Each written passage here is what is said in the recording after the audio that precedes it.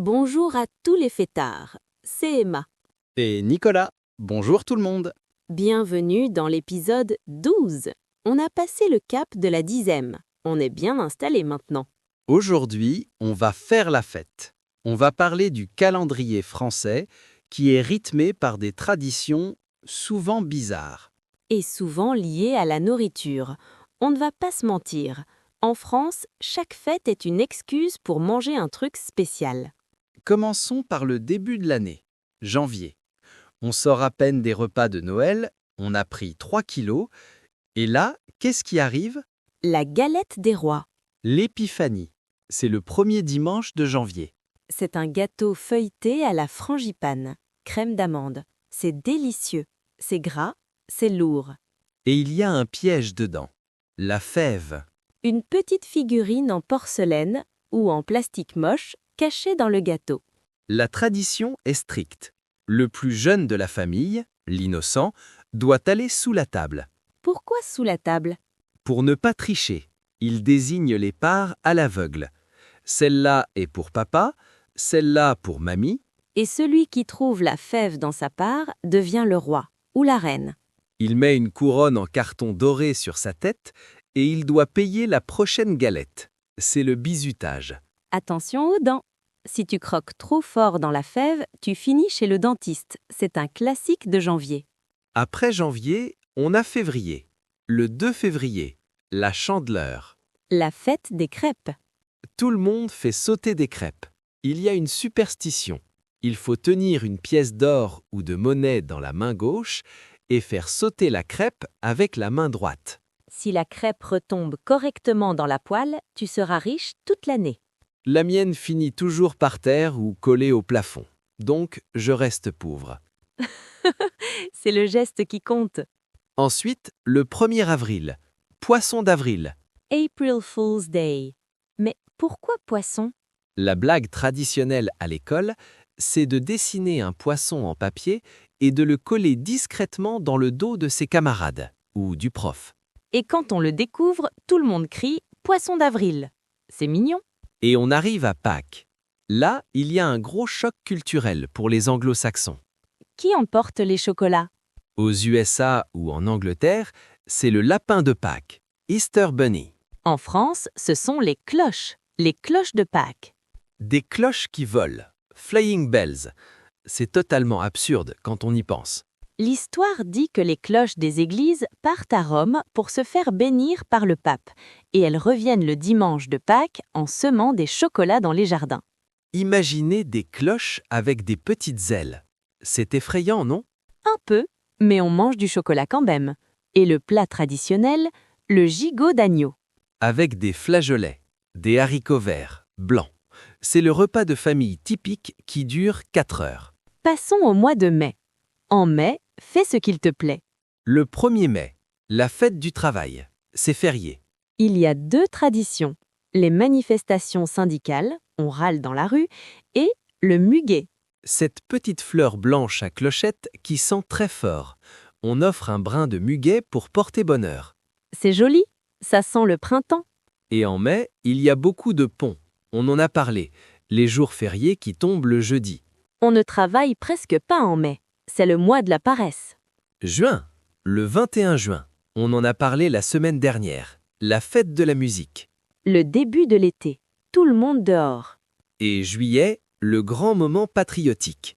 Le 14 juillet. Attention, on ne dit jamais Bastille Day en France. C'est un terme anglais. Nous, on dit juste le 14 juillet ou la fête nationale. Qu'est-ce qu'on fait ce jour-là? Le matin, le défilé militaire sur les Champs-Élysées, avec le président, les chars, les avions qui font de la fumée bleu, blanc, rouge. Et le soir, le feu d'artifice. Dans toutes les villes de France. Le plus beau est à la Tour Eiffel, évidemment. Et il y a une tradition très sympa, le bal des pompiers. Ah oui, les casernes de pompiers ouvrent leurs portes, installent un bar et une piste de danse. C'est très populaire, c'est bon enfant, good atmosphere. Et c'est aussi un lieu de drague énorme. Les pompiers en uniforme, ça a du succès. On continue vers l'automne, novembre, la Toussaint. Le 1er novembre, c'est la fête des morts. On va au cimetière poser des chrysanthèmes. C'est un peu triste, mais c'est important pour les familles. Et en novembre, il y a un événement marketing mondial, le Beaujolais Nouveau. Le 3e jeudi de novembre, le vin nouveau arrive. Soyons honnêtes, ce n'est pas du grand vin. C'est un vin très jeune, fruité. On dit souvent qu'il a un goût de banane ou de ramboise, voire de vernis à ongles les mauvaises années. Mais c'est une excuse géniale pour aller au bistrot entre copains et boire des coups. Il a goût de banane cette année. Et enfin, décembre, la grande finale, Noël. Noël en France, c'est avant tout un marathon gastronomique, le réveillon, le soir du 24 décembre. Qu'est-ce qu'on mange? C'est très codifié. En entrée, les huîtres, oysters, et le foie gras, Avec du pain grité et de la confiture de figues. ou du saumon fumé, et les escargots. Ensuite, le plat, la dinde au marron, turkey with chestnuts, ou le chapon. Et le dessert obligatoire, la bouche de Noël. Un gâteau roulé avec de la crème au beurre qui ressemble à un morceau de bois. C'est hyper lourd. Après une part de bouche, tu ne peux plus bouger. Tu es dans un coma. Et on boit du champagne, évidemment. Une différence avec les USA. On ne met pas de stockings, chaussettes, sur la cheminée. Non, on met nos souliers, nos chaussures, au pied du sapin. Et le Père Noël dépose les cadeaux dans ou à côté des chaussures.